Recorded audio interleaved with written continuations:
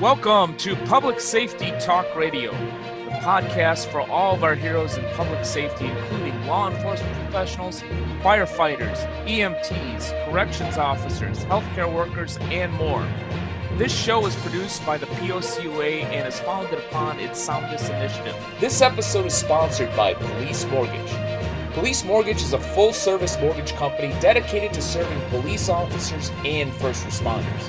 Founded in 2008, Police Mortgage offers a variety of mortgage products tailored to meet the needs of those who serve and protect. Police Mortgage, for first responders who are second to none. I am Ken Bader, your host for Public Safety Talk Radio, and I have a podcast guest with me today. I love every guest that I have. If I didn't, they wouldn't be a guest. But I always have a particular amount of fun with a fellow podcaster because they just get it. And the podcaster that I have is Jim Grinstead. He is the host of Scams and Cons, and God knows we got way too many of those out there. Jim, welcome to the show. Fine, we're going to start it out with a con. You're not speaking with me, I'm an AI. There you go, that's perfect. well, if it was an AI, I don't know if we would have as much computer trouble as we had before we got on. If it was Cyberdyne Systems, I think it would have just came on. Yeah, and I'm starting to use AI in my podcasts, but I'm telling my audience I'm doing it, so hopefully they're not going to feel scammed by it. But that's insider talk. So what can I do for you today? Well, I think the best question to start is whether it's a business or a podcast. You know, I love in essence, as I call it, the entrepreneurship journey. And so I'm assuming that you just didn't wake up one night at 2:35 a.m. and said, you know what? Tomorrow morning, I'm going to start Scams and Cons podcast. So what motivated you to do this show? Well, when I retired, I originally started out in radio, which I absolutely loved, but then it didn't pay well and you have to move all over the place. My first podcast is called Hungry in Nashville, where we talk to the people behind the scenes in the restaurant industry and the food industry. And then there was COVID, and that pretty much put an end to that. So I was looking around for another topic, and I've always loved caper films and heists and things like that. So I thought, well, why not give something like that a try? So I ran it around my brain for a little while and finally came up with this podcast. And the thing about this one, which is different than most other podcasts, is I look at things from the criminal's point of view and not from the victim's point of view. So I don't tell you about a con, I tell you how it was done. And so I found that's been popular with a lot of people, although some people who've listened to it who deal with victims don't like my use of the word sucker. And I only use that word because that's what the cons and scammers say. And so I use it for accuracy in that sense. But I do understand the other point of view. It's just not the show we do. Yeah, whether it's sucker or mark or whatever it is, it's the language they use. Yeah, and so that's how I got into this and why we're talking today. Yeah, all BS aside, obviously, you know, having covered true crime for Podcast Magazine when it was around, and literally I've probably listened to 100 different true crime podcasts. If yours doesn't stand out in the first 3 minutes of listening to it, we're probably not talking. But that's one of the things that I really, really appreciated about your podcast. It's not the only ones that deal with scams and cons, but the approach that you took to it, that you just talked about, you know, really resonated with me. Oh, good. I'm glad we could do that. We've had pretty good luck with it, and I'd like to, give it all to my marketing expertise, but it just seems to have caught on, and so I'm very happy about that. Well, I think, and maybe this speaks to my strange attraction to true crime. But I always enjoy is too strong of a word, but I'm always interested in the criminal mind, because while I certainly, have, a lot of darkness and issues and things that I work on, I don't go out to commit crime. For Really? instance, yeah, I don't. One of the running jokes that I have with a lot of people, my true crime podcast friends, some law enforcement friends, and even my wife, is we'll see something on stalking, for Mhm. instance, Yeah. and we'll see the lengths that this individual goes to stalk another human being, and I say, you know what? That's work. Yeah, Yeah. that's It really that's is. real. That's real energy and focus and work. I don't want to work Right. that hard to stalk anybody. Yeah. I would just move on and not talk to them Yeah. ever again. So I don't get it.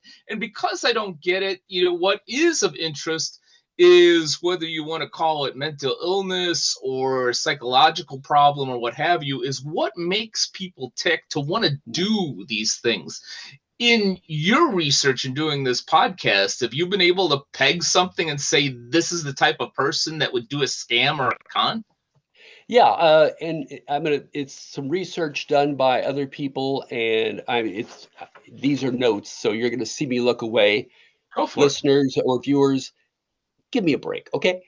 Uh, it. I'll give you a break even if they won't. So go ahead, Jim. Thanks. Well, there's several reasons, or how scammers and con artists view what they do. One of them is they just kind of drift into it, and a good example of that is someone who needs money for whatever reason, and so they borrow a little money from their company and plan to pay it back. But next month comes when they plan to pay it back, and money may be tight again. So they take a little more and they tell themselves, I'm going to pay it back and that sort of thing. And then it becomes a really easy thing to do, especially for people who are involved in keeping the books and that sort of thing. So they just find themselves getting deeper and deeper into the hole. And on one of our episodes, a person talks about that they had a great lifestyle, they were buying boats and things like that, and that attracted customers to the firm that were high rollers because they saw this. And so they kind of justified it to themselves that, okay, I'm doing this, but I'm bringing in more money and helping the company. And eventually that house of cards collapses. Um, Another is a denial of responsibility, that they were Mhm. forced into it, and they didn't have a choice but to get into That they were the scamming. real victim. Yeah, absolutely. Yeah, absolutely. Um, and the denial of the victim. And that is saying that if they're stupid enough to fall for this, then they deserve to have their money taken. And I'm sure you've heard that many times before I on have. that. And then sometimes you condemn the condemners. And Anna DeLavy, if you're familiar with her and the crimes that she went on, she was the woman who came over the United States from Russia and hung out with all the A-list people and got to know them, even though she had no invitations or that sort of thing. She'd go in and take a hotel room and never pay for it. And to her, it was like, well, I needed a place to stay, and it just made sense to do this. So I don't know why people are angry with me about it. Hmm. And then there's an appeal to a higher loyalty. Um, Other people in their family have been con artists and that sort of thing. So they say, that's I'm into the family business, so don't Hmm. hold me responsible for that. So those are kind of the main reasons that are the main ways that con artists and scammers justify what they do. We all have ways we justify what we do, whether we roll through a stoplight or something like that. But in this case, the consequences are much higher, and especially for the victims involved. Mm, this is probably in essence a strange question because you've seen so many scams and cons, but is there one that sticks out in your mind that you've either covered or maybe you're even thinking of covering that just really, wow, this one's strange. I can't believe this one actually happened. Uh, I guess the one that strikes me is house stealing. And so that one, people go in and move into somebody's house while they're on vacation, or that they're invited to stay for a few days as guests, but never leave. Hmm. And that means they have residency there. And frequently, always the people call the police and say, you got to get these people out of here. And unfortunately for the police, there's nothing they can do about it. There's no law that they can use to justify pulling those people out of there. So what the homeowner has to do then is hire a lawyer and go through eviction. And an eviction process is time consuming and it's expensive. And in the meantime, you've got these people living on your property. You're paying for electricity, you're paying for gas, you may be paying for their food. Any number of things could happen. There was a case where a woman was persuaded to leave the house, but she stayed on the front lawn in a tent. And so the homeowner was forced to look at this tent and deal with it every day, as well as the neighbors and everything else. And I'm sure the homeowners association had something to say about it, but when there's nothing you can do, there's nothing you can do. So that's one that really surprised me because I hadn't encountered that before. I don't know if any of your folks, your listeners or such have seen that. Yeah, I can't say that I or any of my colleagues have come across that, but I've certainly heard of that. It makes me want to get rid of my pull-out couch that we just bought a couple months Yeah. ago. Yeah, absolutely. Because except for my wife, I can't think of anybody that I actually want here more than a night. But Are you looking for a podcast to answer some financial questions? Well, then check out the Mortgage Beat podcast, brought to you by Police Mortgage, for first responders who are second to none. Mortgage Beat gives insight into the home loan process specifically for police officers, firefighters, and other public safety professionals.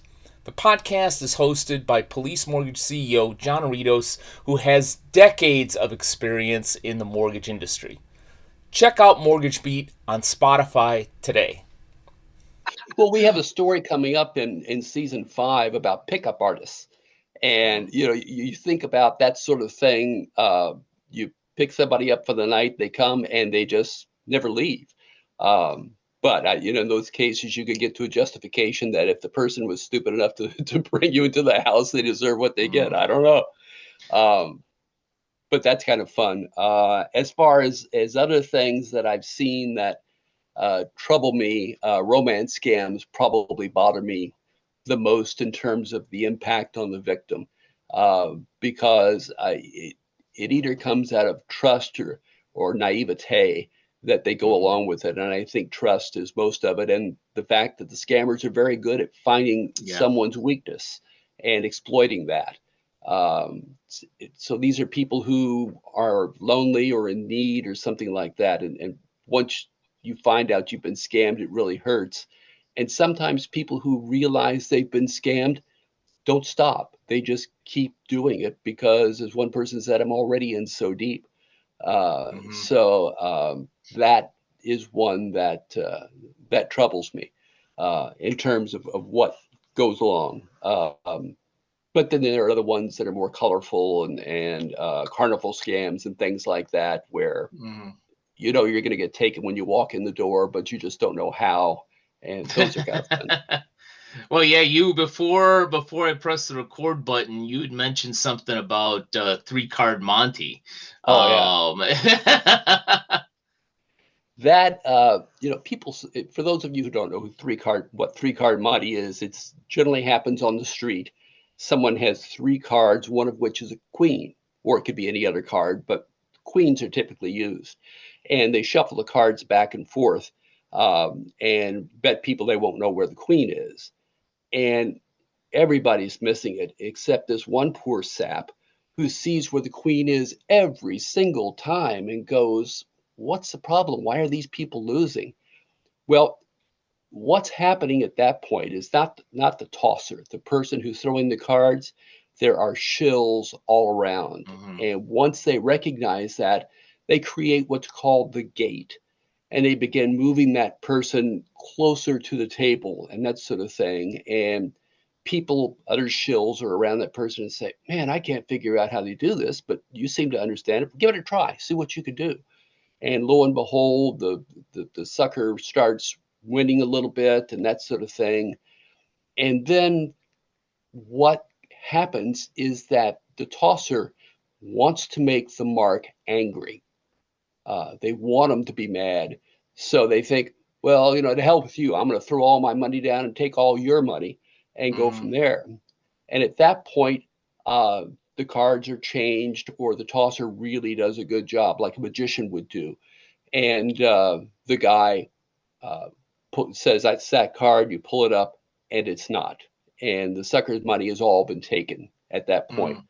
Uh, at that point, the table disappears, the tosser disappears, the shills kind of wander off, and this guy's left there, angry and upset. Then there's another person called the cooler who comes, or the soother sometimes, and they come around the corner and says, "I see what happened there. I'm sorry I couldn't get up closely enough to warn you about it, but these guys are tough. They're mean. Don't go after them because they'll just beat the hell out of you. And so just leave it alone. And in fact, let me give you $20 just to get your bus back to your hotel and that sort of thing. But just let it go. And because if you encounter them again, they'll rough you up. They just will. When in fact that's not the case at all. The last thing is a three-card Monte gang doesn't want violence. They don't want to attract attention to themselves. They'll roll out of that network neighborhood and move into another one where they can do the game. And all the shills and all the players know how to play the roles, so they can switch tossers in an instant. And that way, even if a mark that's been taken before goes by, they likely won't recognize the crew as one that took them earlier. Yeah. Yeah. And for those listeners that want an example, not of the whole plan that Jim just laid out, but I think I saw it in Ocean's 8 with Sandra Bullock or something like that. I forget the name of the woman, but I think they've got a version of three-card Monte there in, I think it's Central Park. But it's interesting. I've heard it in your podcast. It brings it to mind as we talk today. And also one of my good colleagues is an executive vice president that offers a very, very robust identity theft and protection program. And we talk about trying to get a new sponsor, aren't you? No. I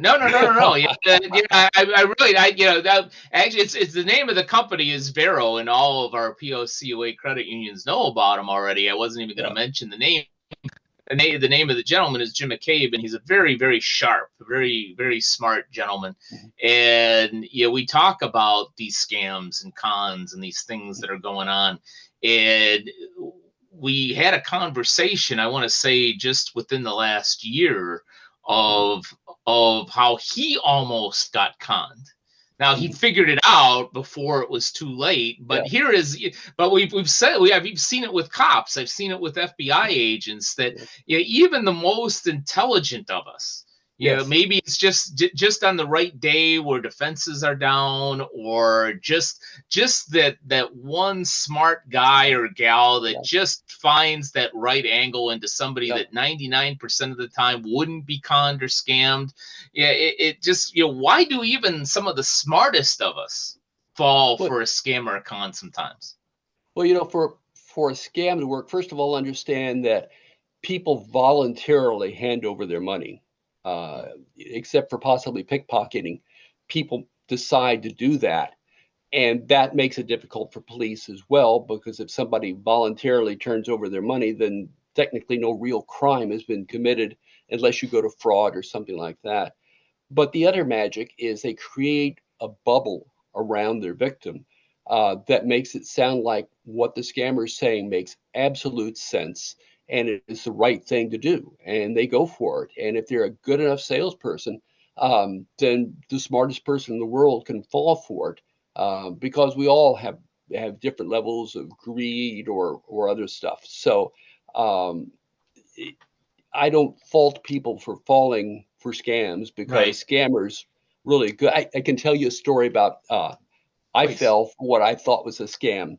I did a show on was parking lot scams, and one of those is you may have seen them, violin players who stand in the parking lot and play beautiful music. It's just wonderful, and then they want to have people give them money, because it's like, oh, what a horrible thing that this person of incredible talent has to be out here begging for money. And it's a very successful scam.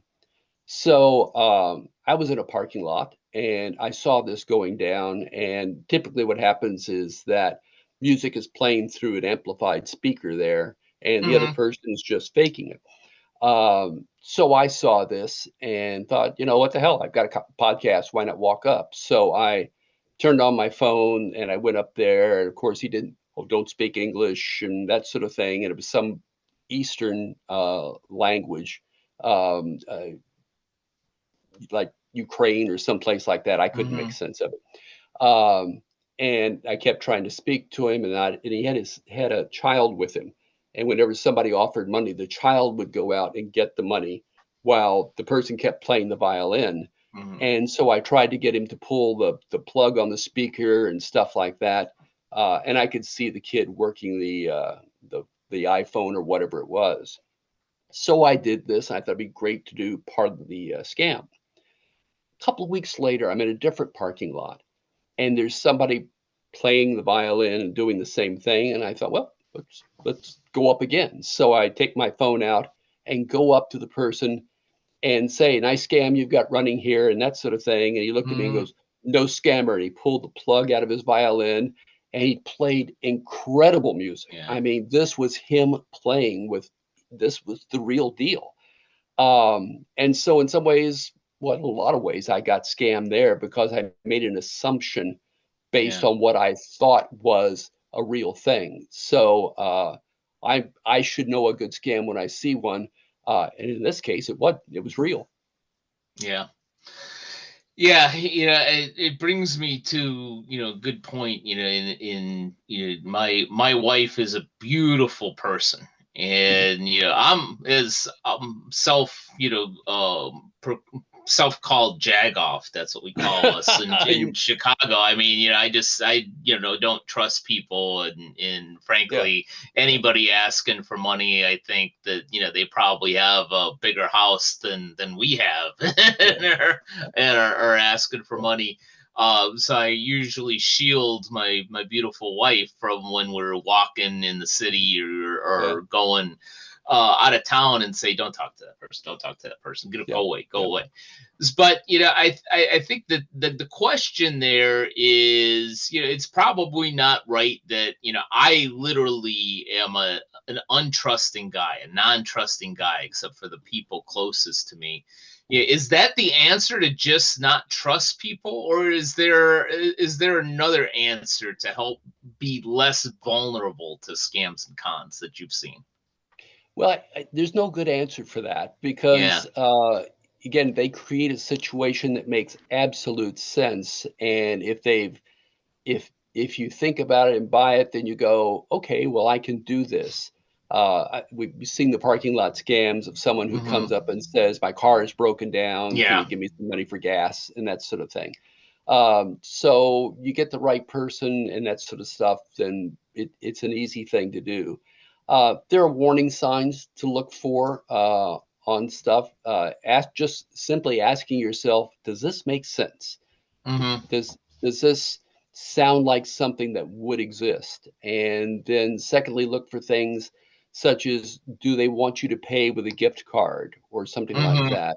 Uh, that is a key thing. And a lot of banks and Western Union and other people like that know that that's happening. And when somebody comes in to withdraw a fair sum of money and do that, they tell them to back off a little bit and think about it to try to keep them from making Right. that mistake. But in the end, if they really believe the con, they're going to do it anyway. And one of the biggest problems these days is using human intelligence or Hmm. phishing, something like that. The old one used to be someone calling up and saying, I'm from the copier company and I was just there. I forgot to write down the model of the copier I worked on. Could you go over, take a look at it and do that? And Hmm. then within a week, huge amounts of paper or toner or whatever starts showing up, and they didn't order it, but they're charged for it. And Hmm. that is a simple part of it. Um, but otherwise, you can do scams just by convincing people to tell you information uh, that they shouldn't be giving out, like bank PIN numbers and things like that. And Yeah. people do it. Yeah. Yeah, and I really appreciate what you said about Western Union and most banks and credit unions is I've found that they really, really do look out for people. Yeah. Yeah, I even one of the main reason we do this podcast is to promote our POC way credit unions out there. And I had somebody from one of my police credit unions that I've worked with for years, Mhm. but I didn't know him personally, call up and ask me for some information. And I said to him, I says, I don't know who you are. I don't know that you work for Right. this police credit union. And I said, give me your name. And he gave me his name. And I said, I'm going to call the police credit union right now and find out if you actually work there. And Mhm. sure enough, I hung up with him, and I was actually kind of harsh with him, probably Yeah. harsher than I should have been. But I just had my radar up, and I called the police credit union back, this particular police credit union, and asked for this gentleman, and they transferred me to him. And I said, I really apologize. Mhm. I just never heard of you before, and I've known this institution for years. And he stopped me. He says, not at all. He says, I'm actually glad you do. I wish more of our members Oh would yeah. do that Yeah. because, I take no offense at all. So I think the point is if you're feeling that something's just a little off, Mhm. instinct is a wonderful thing. Yeah, listen to your gut. I had a bank call me back once, and I just opened an account there, and they said we forgot to get your social security number. Can I get it from you here? And I said, there's no way I'm going to give you that over the phone. I don't know who you are. Same situation like that. I did the same thing. Called the bank back. I looked up their number um, to do that. But sometimes companies are just really stupid. Mhm. Um, and some guy knocked on my door one day, and I won't mention the name because it just goes on for Xfinity. But he wanted to know about uh, my home security service, and they were selling that. And he says, "So what service do you do now?" And that sort of thing. And I looked at him and I said, "I am not going to talk about my home security with somebody who just walked up to the door." And he may have been with the company, he may not have been. He had the shirt and all that, but that doesn't mean a whole lot. But Right. somebody that sends people out knocking on doors asking about their home security, that's just dumb. It's like, you want to protect me and you do this? No, I don't Yeah. think so. That Yeah. it's That's why I put a no soliciting sign that my wife hates on the on the front door every day that I'm working. But it's true. It's unfortunate that it's the world that we live in. But one of the scams that I hear is going on in Los Angeles right now, which is as many scams and cons do target older people. mhm, But somebody dressed in a uniform that looks legitimate knocks on the door and says, I'm from the water company and we need to come in and check your water yeah, for whatever. yeah, And what they come in pairs, and while one guy is pretending to check your water, the other one is looking around in other parts of your house to see what he can take. right. So it's unfortunate that we have to live in a world where we Oh say, no, yeah, I'll call the water company. You can't come in right now. right. But that unfortunately is the world we live in. Yeah, and I think what you're saying, to be skeptical, is Hmm. important, but geez, I really hate to see humanity taken out of the world because we're Yeah. so scared. There are a lot of things out there that are overblown as scary. You and I are probably old enough to remember the kids on the milk cartons, Hmm. missing kids and that sort of thing. But when you got down and looked at the actual numbers, there weren't many kids that just flat went missing. Usually it was a family member or something like that who was involved. Yeah. So there was a big scare in the country, and people taught their kids to be afraid of strangers and that sort of Hmm. thing. And I don't think it's good to teach people to be just terrified of their fellow human beings, but Yeah. that doesn't mean to be stupid either. Um, Well, I'm so 54 years old and I'm afraid of strangers, Jim. Well, then boo. Well, you're not a stranger anymore. We've become friends in a short time. So, you could probably come knock on my door and you could check on my water anytime you want. Did I just hear a knock on your door? Well, You're a funny guy. I used to do improv comedy, so it just kind of comes naturally. And people don't think, there's a guy back in the 1800s called Soapy Smith, and he would roll into town with his miracle cure wagon and that sort of thing, and put soap all over the top of the table. And he said, excuse me, I'm going to lose a earpiece there, that there is money inside each one of these bars of soap, and I'm going to sell it to you for $2.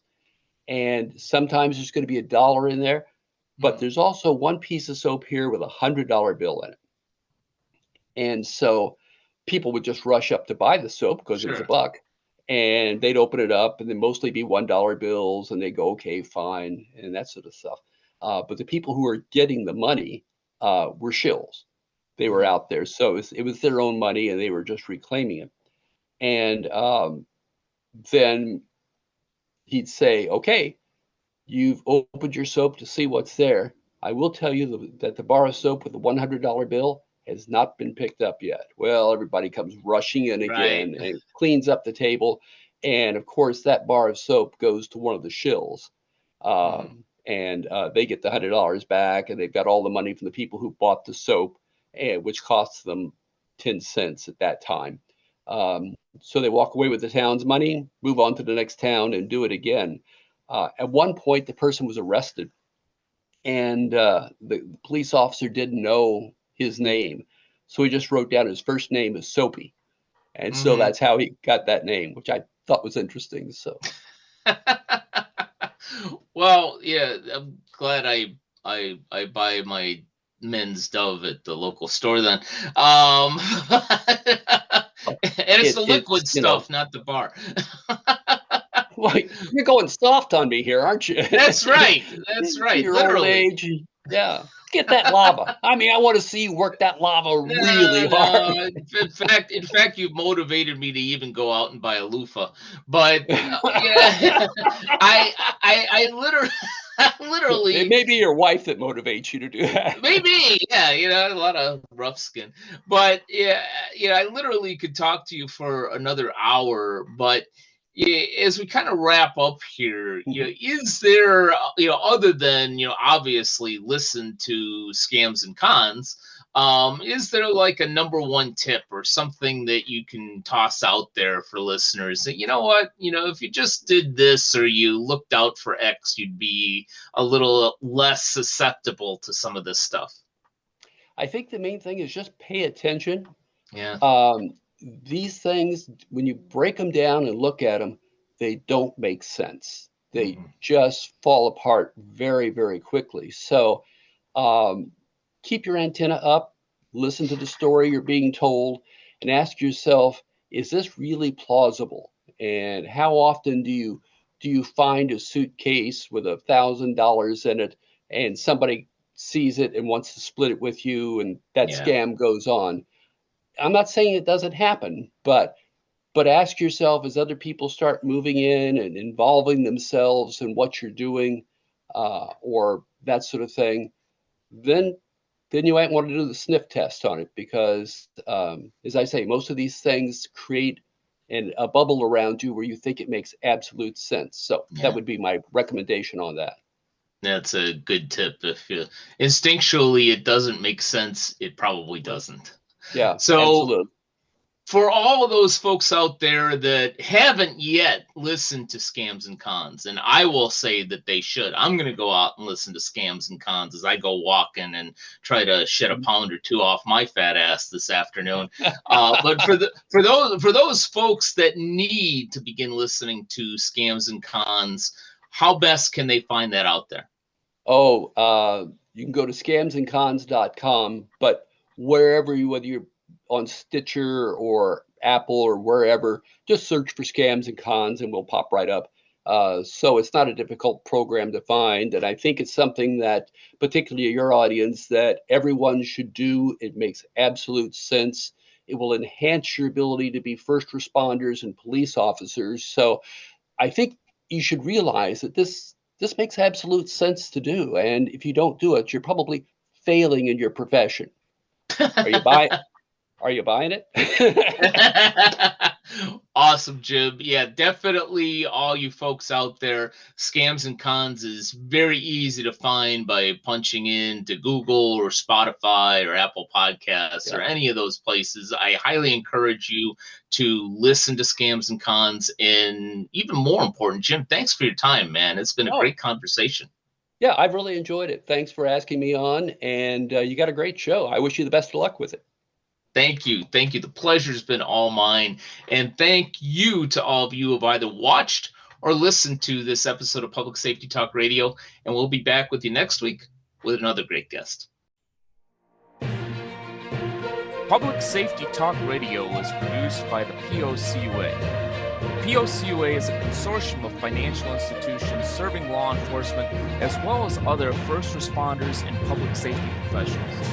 To learn more about our association and to find one of our credit unions or service providers near you, go to www.policecreditunions.com. And always remember, if you aren't working with one of our POCUA credit unions, you're just banking with an institution that just so happens to serve first responders. As a public safety professional, you and your family deserve better. Find a POCUA credit union today.